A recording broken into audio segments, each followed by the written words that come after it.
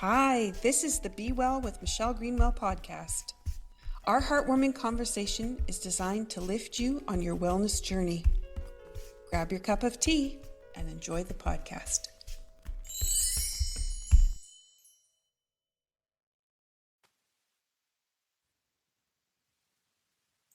Welcome to Wellness Within.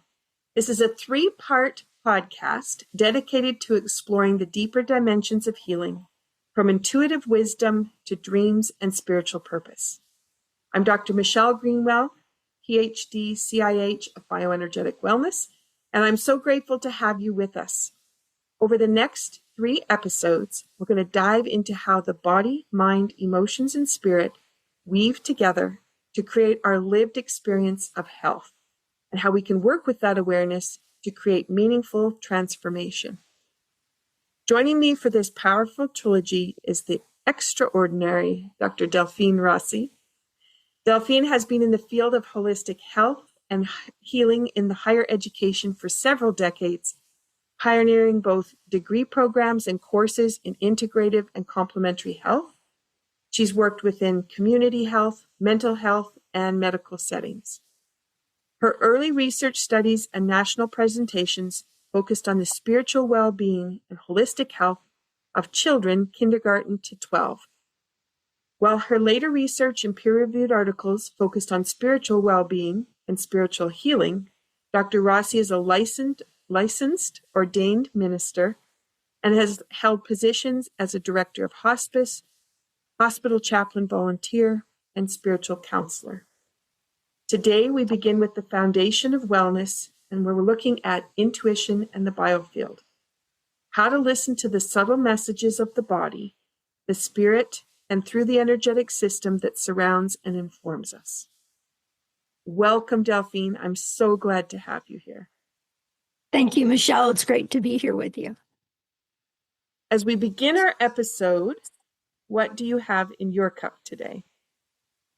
Today, I have water in my cup, and it's a garden cup because I love to play in my wildflower gardens. But I did have tea earlier this morning, Bengal spice. Ooh, that's a lovely one. And did you do that with water? Or did you add milk to that one? I add half and half to that one. Okay. Yes. Beautiful. Beautiful. Today, I'm going to introduce To Be Honest. And this one, I was thinking it's like coming back to an old friend. I haven't had this one for a little while, and I missed it. So I'm enjoying this tea that comes from the Cape Breton Tea Company. And this blend has an affirmation. I'm just going to read it off the package here. The governing meridian is about resonance for calmness and redirecting energy towards true desires. And as we dive into our conversation today, we're going to invite you to think about where you want to go, what you want to experience, and how the topic today is going to influence the decisions that you're going to make moving forward. And as you do that, there is this opportunity, because we're working with the governing meridian, for change to happen and to happen with ease. And going along with it is a little bit of lemon balm, peppermint, strawberry leaves, black currant, blackberry leaves, lemongrass, orange blossom, lavender, heather flower, rose petals, and chamomile. So there's a lovely nurturing blend within that. I'm going to highlight lemongrass and orange blossom so we can bring the energy of those 2 herbs together and their partnership. And they're going to help you as you're listening to this podcast have a healing session and to be able to bring some new ideas forward. So these are botanicals known for their ability to cleanse and uplift the spirit. Lemongrass helps to cut through the energetic clutter, bringing clarity and honesty. And orange blossom opens the heart and fosters a sense of calm courage. And together, they support intuitive clarity and resonance in the biofield. And that subtle energy space is what tells the truth, even when we're not ready to say it out loud ourselves. So, Delphine, thank you for coming to join me today. And I'm going to say slanche, which is what we say here in Cape Breton. And I've got my bees with my flowers, and you've got your garden. Cheers. Cheers. So for those listening to the podcast for the first time, we always talk about the tea and an affirmation first to give you that start to the healing process. And as we're going through the conversation, you'll notice I'll sip at different points through the podcast, and that is to lock in the herbs with some of the conversation that happens. And so sometimes discoveries come through, and I always want to make sure I just solidify that with the tea. So as you're sipping at home, please feel free to add those sips in as it comes to something where you go, I never thought about that, or that's a new idea. And then sip, because that's going to be able to bring it through. All right. Let's dive in. So let's talk about the biofield and how someone might begin to sense or feel it. Can you share that, Delphine? Sure. The biofield is the energetic field that surrounds and interpenetrates the physical body. It's known by various names in various cultures. For example, some call it the auric field, some call it the subtle body, the human energy field. But it's really a matrix from which the physiology grows and develops. This is the theory, so to speak, of the biofield. So how to sense the biofield? Well, one of the most important pieces would be to begin to develop a quiet mind, because a mind full of chatter is going to distract from sensing the different energies, the frequencies, vibrations within the biofield, the physical body. So the quiet mind is very important, and to really focus on that, one needs to be in their heart space as opposed to their head space, because the heart is more of a feeling space, whereas the head is more intellectual, always more thinking, but you want to be in that quiet heart space. So quiet mind, quiet heart space to really pay attention to the body. And there are a variety of techniques that people use. You could use autogenic training, could use progressive relaxation, body scans, different diaphragmatic breathing exercises, different meditative practices. And one of the most valuable for people that are just starting out to sense the biofield is guided imagery. And guided imagery is available on YouTube with a variety of people posting their guided imagery sessions on it. But that really is very, very helpful, because it instructs the beginner, so to speak, on how to really focus in and go through the body from head to toe. Beautiful. Yeah. I'm thinking about when I'm teaching Tai Chi, when we have that deep breathing happen and the mind has been cleared, then often I'll describe it as sensing the body as being bigger than it is. Mm-hmm. And then that's when you have that awareness that goes beyond the skin. Mm-hmm. And then I'll often say to people, you take your hand over top of your arm, you can likely feel the hairs on your arm, even though you're not touching the arm, but there's mm-hmm. an awareness. And it's always lovely for people to realize they're bigger than they are. I just love the expression on their faces. Some of the different techniques that you said, the very first one, do you remember what you said there? Autogenic training. Can you just share what that is?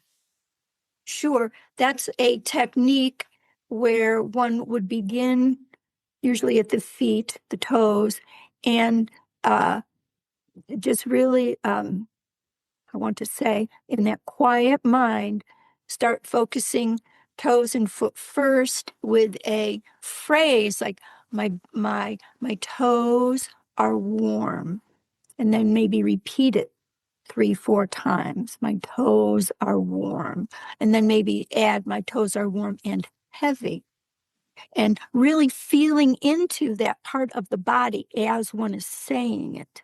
And then you would gradually go up. You could go up to the ankles next and repeat the phrases, and then go up into the lower leg, upper leg, etc., up through the body. And there are more like traditional phrases like my legs are heavy and warm, but one could also create their own phrases as well in this type of relaxation technique and scanning technique.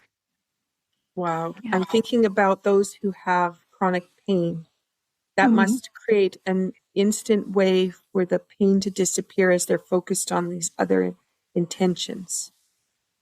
It can, yes. Yes, when we're focused on one part of the body, when that focus is there, oftentimes people don't identify with the pain in another part of the body because that's not where their attention is. Right. Yeah. Right. Yes. Interesting. Okay. So now we have emotions, thoughts, and stress patterns that can affect that biofield. So how could somebody notice those kinds of shifts through the day as their emotions and their thoughts change, their mind fills up with stuff and then might release or might not release? Well, just going back to the idea that everything is interrelated in our physiology, our mind, body, and our spirit. And even in a science view, Dr. Candace Pert's research in psychoneuroimmunology really brought that to the forefront, the psyche, the nervous system, and the immune system, and how they're all very much interrelated, and there's a lot of crosstalk. But now we also know that there's crosstalk across, amongst all organs and cells within the body. And so when there's some type of emotion, stressor, etc., that isn't just something that is in our mind, so to speak, or in our emotions. It's within our physical body. And so when we're in tune with our body, we can actually feel when those stressors are starting to ramp up, so to speak. So it may be that we start to feel a little bit of a pain in our neck or a stiffness in our neck, or we might start to feel like a little bit of a headache. Or if we're going through something that's very emotional, our stomach may really be off, right? People have different ways that their bodies expresses its upset or its stressors, etc. But by tuning into, okay, how does my body feel now? And, like let's say in the morning, right? And then as you go through your day, you're monitoring your body, and you realize, oh, I have this little stiffness in my neck here. Something must be going on, or I'm starting to get a headache. What's happening? And that's really part of self-diagnosis as well. And then, once someone becomes more adept at self-diagnosis, then they can actually do something about the stressor or the emotion that's affecting them in a more negative way that they're taking in, but they're not releasing, so to speak. It's just sort of sitting in there. Yeah. So I'm just thinking about, as you use the word self-diagnosis, so that awakening to the idea that, yes, it can be a headache, but a headache doesn't mean you just need to go grab the medicine bottle and dull the pain, but actually start to be aware of that pain and then realize, how did it get there? Or ask the questions that will lead to that. And I just wanted to bring that forward for everybody listening, because that's a different way of looking at it than I'm just going to dull the pain, and I don't care how it got there. I'm just going to carry and push through because I've got to get this project done, or I have a timeline I'm on. And Yes. this backs us up to that mindfulness you opened with. Yes, very much so. Right. Knowing your body. Yeah. Yes. Yeah. So as someone begins to tune in more deeply, they might wonder, how do I know if what I'm sensing is intuition? Maybe it's just mental chatter. Can you talk a little bit about intuition and signals that come through? Sure. Intuition is our innate companion. It's an innate part of us. We all have intuitive abilities to varying degrees, depending on how much we're open to our intuition and how much we practice it. Intuition speaks to us in a variety of ways. It speaks to us through the senses, seeing, hearing, taste, touch, smell, and of course the extrasensory perceptions as well. So intuition can be thought of as like an inner knowing or a clear knowing or an aha, gut feeling, a hunch, etc. And in order to really begin to trust one's intuition and know that the information that you're getting is accurate, one of the best ways to do that is to keep a journal of your intuitive insights. Because if you're new to this, if you're new to really learning how to enhance your intuitive abilities, you're going to need some kind of record-keeping system, so to speak. And you also really need to be dedicated and consistent with your not only journaling, but with the practice of intuition, like really learning about it. In other words, studying about it, educating oneself, and using different intuitive skills and techniques and practicing them over and over, because it is something that that does need practice if we're going to get good at it, just like any, most things. So, so the best way, again, just to summarize, is to keep a journal, educate oneself. And so as you go along, you'll see, oh, on this day, I had this insight and gosh, I was correct, or I had this insight and no, I guess it really, it really wasn't correct because I was tired or I didn't feel very well that day. Or it was after I had several drinks, which can also affect our intuitive abilities to some degree. Yes, so those are the best ways to really start to enhance and begin to trust one's intuitive senses. And it's really interesting as you're saying that and thinking about those emotions. We had that bad day, that off day, how the filter is altered. And I'm just going to say that because a lot of people don't realize that worry. My husband is a Taurus, and so they talk about, Tauruses are always worrying, and how that lens just changes everything. But then I didn't think about it in terms of intuition. Yes, it changes the filter of how you say things, decisions you're making. Those are the grounding kind of everyday stuff. But from the subconscious piece, what happens to your intuition and how it goes askew. Yes. And it can also go askew with wishful thinking. In other words, someone wants something so much that they keep projecting it out, and then they think the intuition or intuitive hits are coming back, but it's really the wishful thinking. Intuition is really pretty quiet most of the time. I shouldn't say all the time, because sometimes it's not. Sometimes it'll really, be very loud, in particular if it's something that your higher self wants you to know immediately. It can be very loud, but for the most part, it's rather quiet and more subtle. We can also, and I want to mention this too, we can also get intuitive hits from the environment. Mhm. And particularly if we've, asked a question and we're looking for insights, the environment can provide us with intuitive hints or answers. It could be a flock of birds or a certain color bird or an animal that's in your yard or a flower that hasn't bloomed and all of a sudden it's blooming. I mean, there are different ways that the universe does send us information.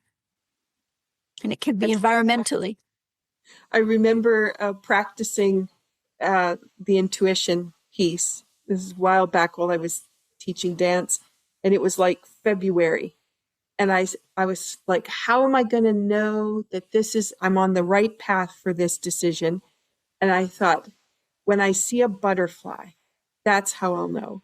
And then as I was going to teach dance that afternoon, the girls started to arrive for dance class, and they didn't have to wear bodysuit and tights. It was very recreational. And the first person through had a giant butterfly on her shirt. And then the next one came through and she had lots of butterflies all over her shirt. I was like, okay, I got the message. That's wonderful. Yes. Great example. Yeah. And we don't think about those little things, but they do so make a difference. Mhm. When you ask for a cue or a way to know. And Mhm. sometimes I think we're looking for everything. So it's like, Mhm. plus the kitchen sink, then it's hard to trust it because you're not sure if it's just there or not there. And then that doubt thing comes into the mind where we just question everything. But if you're just really certain about things and then set it up so that you can be successful with your intuition. That's just my experience of coming through and developing. And also thinking about when I first started doing this work, I was like, oh, other people have that. They were born with it. So, I won't have that. And not realizing that when you set your mind to focus on it, then you also have the ability. You might have been born with it, not had to work so hard, and other people might have to work a little bit more and practice a little bit more. But we all have that ability. Yes. On the list. Yeah. Now, the next part we wanted to talk about was timelines of life experiences, physically, emotionally, and spiritually. Can you dive into that now? Sure. I teach a course called Spiritual Contracts, and in that course, I have an assignment in which students create timelines of their life experiences from birth until their current age. And so they'll create one timeline of physical events that have occurred in their life. And this would encompass like illness, accidents, injuries, etc., surgeries, etc.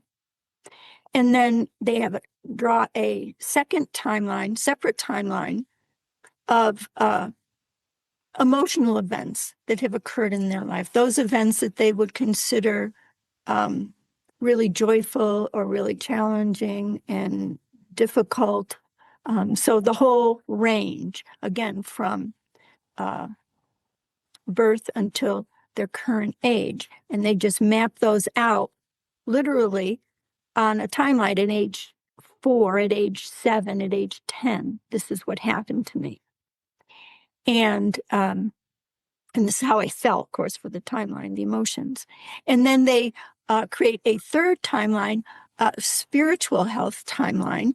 And the spiritual health timeline would include items, for example, when one felt incredible joy, or one felt incredible love, or could be the opposite. One had a loss and they are grieving that loss of love and meaning, or they have had a loss of faith, loss of trust, anything relating to the spiritual aspects of themselves. And then taking those 3 timelines, they overlay them on each other. And then with their intuitive abilities, they can discern the interconnections between what's going on in their physical life, their emotional, mental life, and their spiritual life, and how it's so all very interrelated. And they can discover patterns that are going on. But the bottom line, the goal is to identify these interrelationships and then to create a plan of how they're going to heal those aspects of these interrelationships that have not been healed to the present time. Wow. That is a deep dive.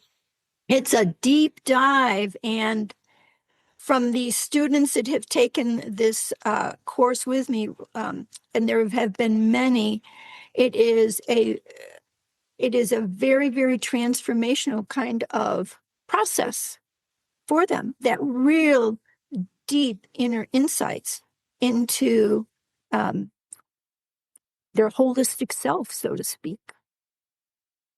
Yes. I love that phrase, holistic self, because I don't think we ever think of ourselves that way. We have self-care, we have self-empowerment. But yeah, wow, to think about that holistically, who are we in that health realm? Yes. And as, go ahead. I'm sorry. I was just thinking about how Carolyn Mace had used the phrase that that one's biography is reflected in one's biology, and this process really does address that. And I'm thinking about how many people who have a symptom that shows up and they ignore it and they carry on, or they push through it, and then another symptom shows up. I'm not speaking from experience at all. I'm saying that very facetiously. But that it continues to build and build and build. And so then by the time they go to seek medical advice, it's a very complicated web of emotional baggage that has led to all the physical structural challenges. And then we're asking the poor medical model to try to unwind that, try to figure it out. And and it's not easy, you know, especially if your ailment that you come in for is a sore shoulder, and it's got a timeline that goes back to birth, when you might have had a birthing challenge and they pulled on the shoulder. Like it could go back that far, but for the medical model to have the time and space to be able to figure that out is very difficult. But look at how simple it is for someone to stop and look at their life and figure out what are those key pieces in it that have really defined who they are or created who they are in a holistic way. And as I'm saying that, I'm also thinking about, in a holistic way, a lot of times we don't think of ourselves that way either.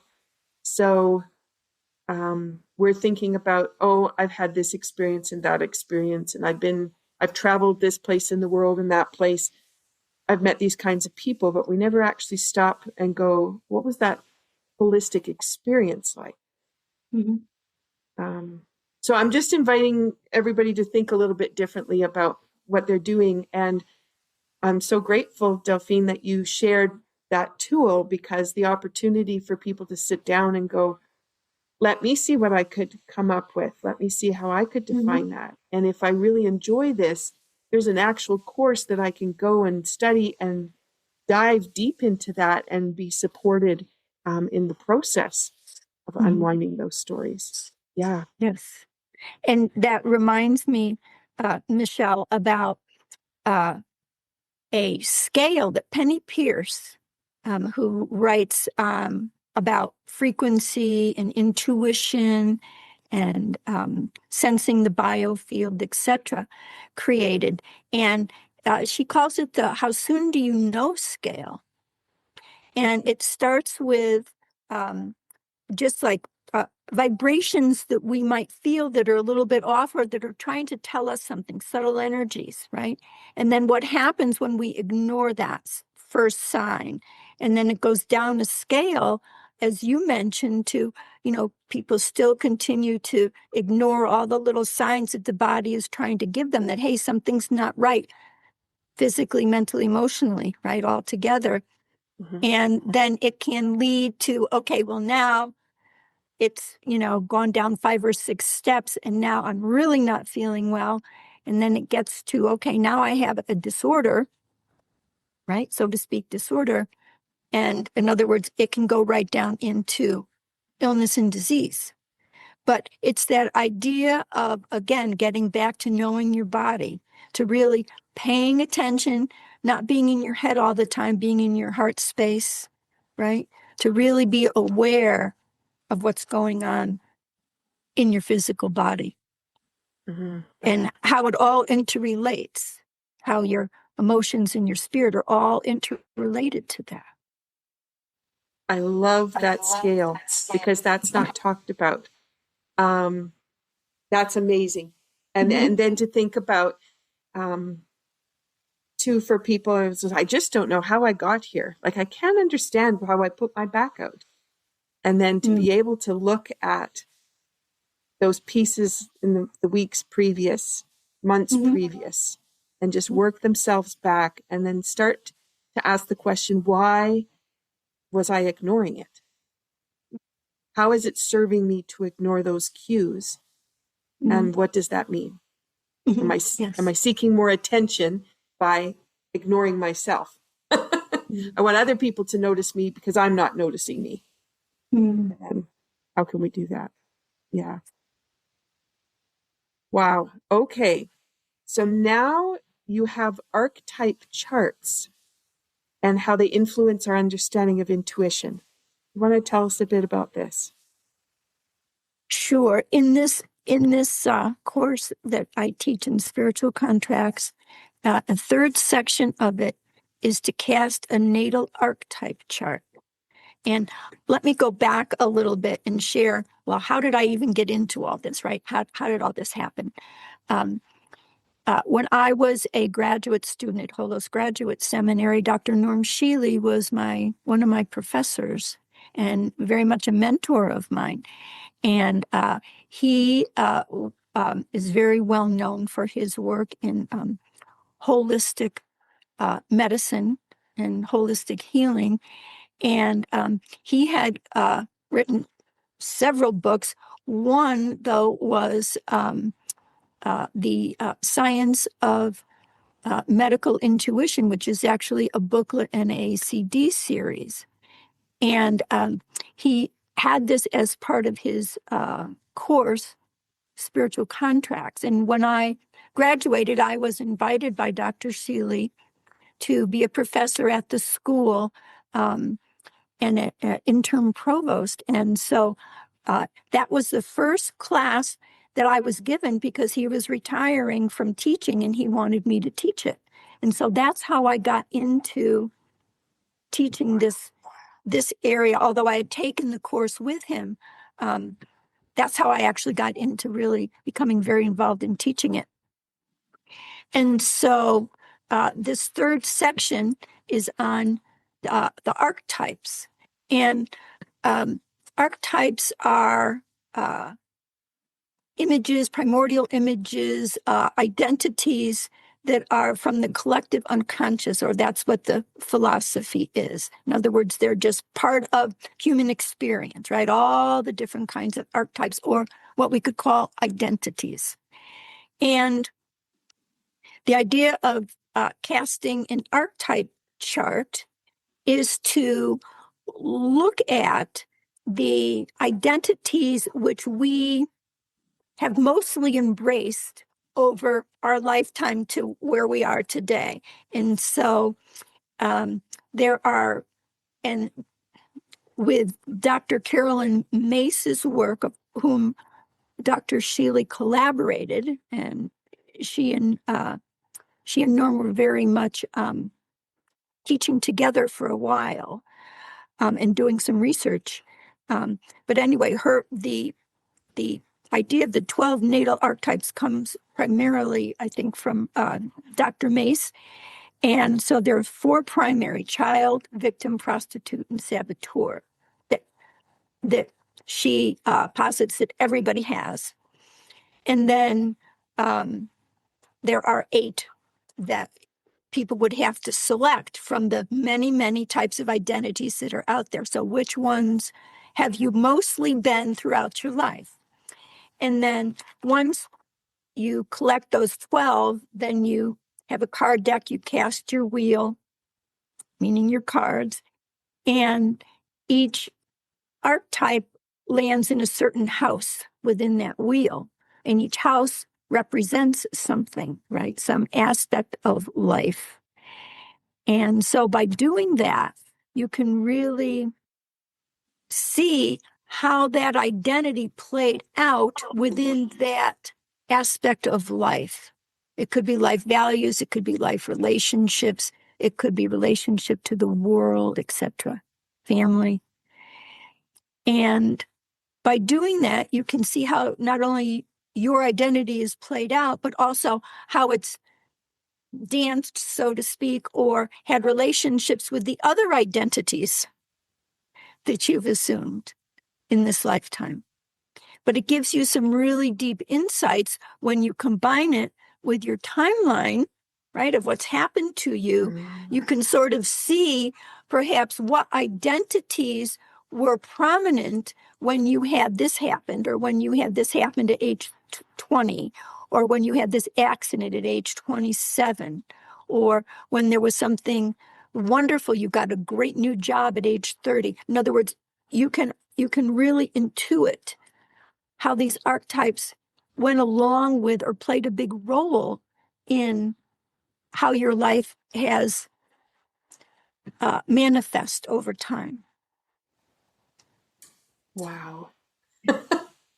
There's a lot here. There's just so much. I mean, you could have a talk just on archetypes. And of course, there are different viewpoints about archetypes too, just so your listeners are aware. There are very, different schools of thought, and different writers write a little bit differently about archetypes. This is just one, this is a way, in other words, to look at them.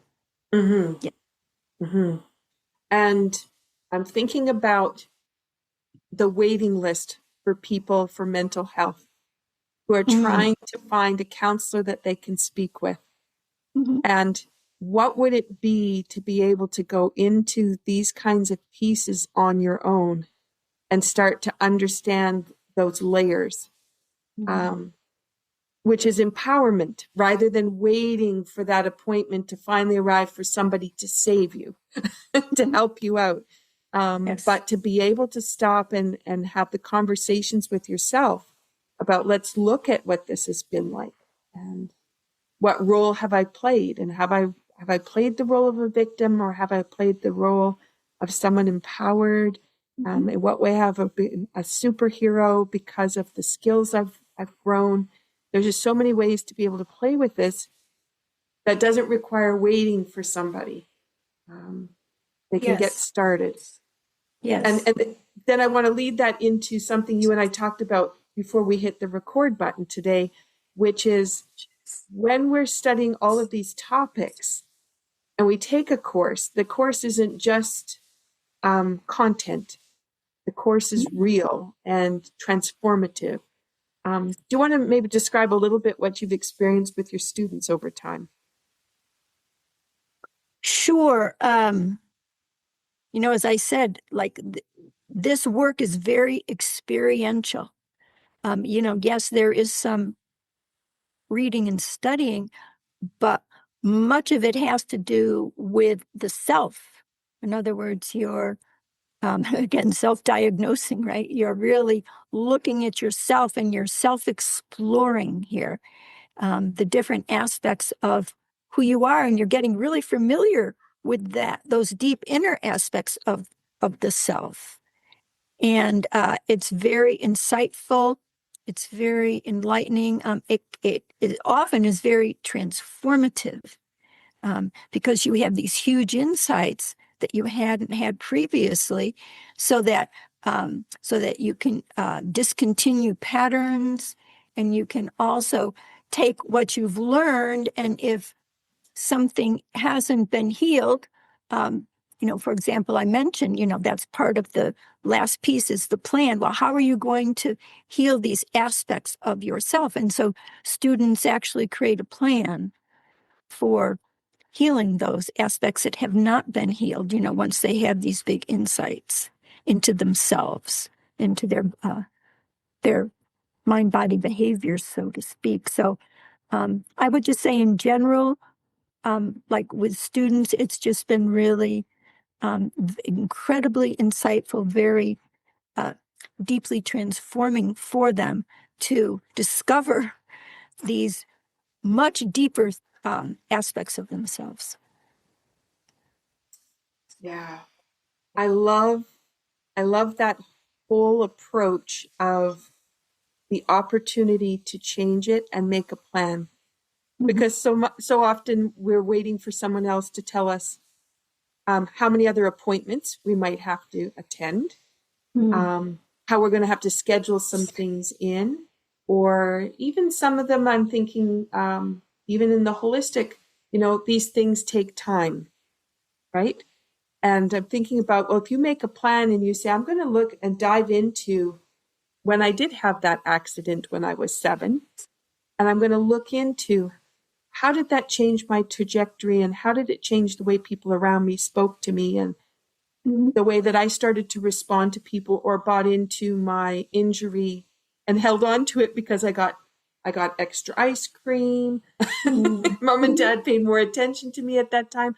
And then how has that served me now? And so to be able to really have that, which doesn't require necessarily a conversation with someone to talk about all those pieces, but to just sit and be reflective with them. And yeah. And again, Yes. back to that wholesome. Yes. And I want to mention, because it ties into what you're saying right now, Michelle, is that archetypes are considered neutral identities until their light or shadow side is triggered by something. In the light side of the archetype or identity is self-empowered, empowerment, really positive, right? Lots of positive qualities. The shadow side is more the side of the archetype or the identity where there has been something that's usually happened by surprise. It takes the person by surprise, and they don't know how to really deal with it at the time. And so they develop a means of survival for the experience. And oftentimes, the shadow side includes like fears from an originating event, as well as repressed feelings about what happened, just like you were giving that example. And so in this process of looking at the archetypes, both light and shadow sides are also identified according to the timeline as well, which again opens up a whole new aha, of self-discovery for people so that they can heal. Right. And then it takes us back to the filter, that if something locked in when you were 7 and it was, I need to be taken care of, maybe as the idea, and then how that lens continued to be the lens of how you approached everything and the relationships you had, or the relationships you have with older people. Yes. Yeah. And how has it served you? Yeah. Yes. Wow. Okay. So if we take the archetype awareness and we go to the insights into those spiritual contracts, Um, can you explain a little bit more about the existential perspective that comes out? Sure. Existential meaning that that there isn't necessarily a objective meaning to what's happening. We, as a unique human being, we decide what meaning and purpose is to our personal life events. So we're going to we are going to be the creators of that meaning and purpose. And so by combining all this information from our biofield and the scanning that we do of it and understanding a little bit more of it, to the timelines, to all the archetype information, we can put all that together, and intuitively it's possible for us to discern what types of spiritual contracts or spiritual agreements that we have coming into this lifetime, like spiritual purposes. And again, it's a very in-depth process, and it really is quite intuitive as well.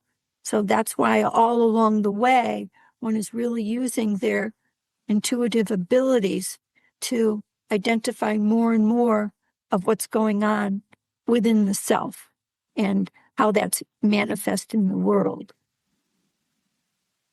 I'm thinking about conversations I've had with people who just can't find their life purpose. And they just, it's an elusive thing. And they keep thinking, I don't know if I'm following my life's purpose. I'm stressed out because I can't figure out why I'm supposed to be here. What am I supposed to be doing? But with what you've presented today, it's about being able to look at all of the pieces and then seeing what's really presented itself, what's been there. And that lights up where that purpose is, rather than you trying to go out and find that piece. It's actually already sitting there if we take the time. Yes, already inside of us. Yes. Yeah. Yes. Yeah. So as people are listening and they're thinking about maybe that's something elusive for them, they have been thinking, I don't know if I'm following my purpose, or I need to make some changes. I don't know what they are. Then this opportunity to really look within. And it's bigger than that mindfulness, or we need to just be calm and have deep breathing. It's beyond that piece. It's we need to have that every day. We need to be able to bring ourselves back to our center, but then we also need to be curious about how we want to dive into that space now that we're sitting in it. Yes. Yeah. Yes. Okay. You've given us some really great examples to be able to play with. Is there anything else that you'd like to share that could help people get started with their first dive into the energy field and intuition? I would just say again, practice, right? Practice. It really, really does make a difference. Practice intuitive skills, learn about intuition, get some books. There's some great books out there that have lots of different exercises and activities you can practice with, and then keep that journal. Quiet mind, right? For really not only sensing your biofield, but what's going on in the world around you energetically. Because there's so much going on. There is so much going on at a subtle level that people will miss if they're not in a quiet mind. Yeah. And also, I guess one of the last things I would say is self-honesty. To truly heal, one has to be 100% self-honest. And so going through these activities, in particular the timelines in the archetypes, even though you may find something that is a bit difficult for you to accept, nonetheless, it's going to be really important to be 100% self-honest so that you can accept and then have a plan. Okay, well then how can I change this? How can I heal from this? Mm-hmm. Yeah. And I like the idea of the plan rather than willpower or I need to change that habit, or this is my habit, so I'm just going to keep it. But that opportunity to make a plan where you can see how the outcome is possible. You can see what's on the other side. You can see the reason you would want to transform. Because I think that's, people miss that sometimes, the reason behind why they'd want to do something. Mm-hmm. I'm just thinking Yes, about people. Sorry, go ahead. Because transformation is empowering. Mm-hmm. Yes, like you had mentioned that word before as well. But yes, it's very empowering to transform yourself. Mm-hmm. But that can be scary for people too. Yeah. Right? That kind of self-transformation, that change alone can sometimes be intimidating to people, or it can create fears in them to change, because that may mean that many other things in their life would have to change too. Mm-hmm. Yes. And I have had experiences with clients that, one, they didn't want to change, everybody else should change because there's nothing wrong with them. And then to the other side of, if I change, will people still accept me? Mm-hmm. And then that idea of being rejected. And then that holds back people from even wanting to dive into anything. But the richness of knowing, I'm not sure if I've got the words right from what you said because you were succinct, but of finding that true self within is empowering, but it's also kind of our birthright of why we're here and our opportunity to be who we want to be, rather than meeting the expectations of those who've gathered around us so far. Yes. Yes. Wow. All right. Lots for people to think about. I had one other little thought because I was thinking, this is a silly little one, but I get it a lot, especially when I'm at the markets with the tea, because I have a lot of people who say, oh, I just drink coffee. And then they just don't want to have a conversation with me about tea because they only drink coffee. And that's kind of the same thing, just on a smaller scale, of that willingness to change or to think about something a little bit differently, or that it's okay. You could have your coffee, but you can drink tea as well.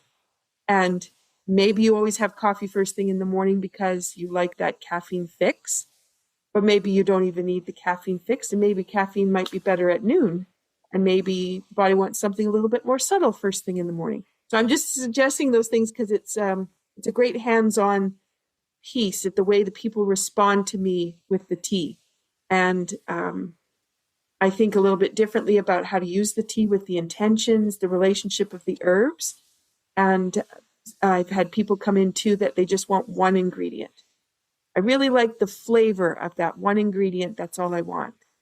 And when you say, well, you could have a smorgasbord of flavors if you wanted. And they say, no, I just want one flavor. That's it. So as people are listening and thinking, I'm just bringing those examples forward because I find it interesting how people respond and where they're stuck or where they want to hold on. And what would happen if they let go? What would happen if they decided to put 2 ingredients together or 10? How daring, right? And my family would say, and then mom's going to say, and get rid of that coffee habit. It's the ongoing, this is a joke within our family because my husband and I don't drink coffee. And so my children, my son loves coffee. And so it's the ongoing joke about the two. But it just does create a great way for people to think about choices they make, maybe the food that's on the plate. They always have the same breakfast every day. What is that? What is that doing and serving? And then how might those choices have come from this beautiful timeline you've illustrated and the archetypes that are available? Yeah. Well, Delphine, thank you for a great opening conversation. And I look forward to part 2 as it comes up. So thank you. And thank you, Michelle. I look forward to the second one as well. Today, we've touched into the sacred subtlety of the human energy field and how listening to it can return us to clarity, authenticity, and calmness. I invite everyone to reflect on the affirmation today, which is the governing meridian is about resonance for calmness and redirecting energy towards true desires. And it's really about the changes that we can make and how we can approach everything. Where might your energy be asking for redirection? What truth is waiting in your biofield to be felt? And next time, we'll be continuing our journey with dreamscapes and soul whispers, where we'll explore the healing messages within our dreams. Be sure to join us, and I'm going to be brewing a cup of tea called 1713 Spring Tea in Lewisburg, bringing some history. So until then, take a breath, trust your inner wisdom, and stay well. Take care, everyone. Thank you for listening to Be Well with Dr. Michelle Greenwell. There are a couple of resources I want to just point out. When you go to the website greenwellcenter.com, you'll have a pop-up window. That pop-up gives you the top 8 easy stress releasers that you can use every day. That's something you can put beside your computer, the bathroom mirror, beside the bedside table. A great resource.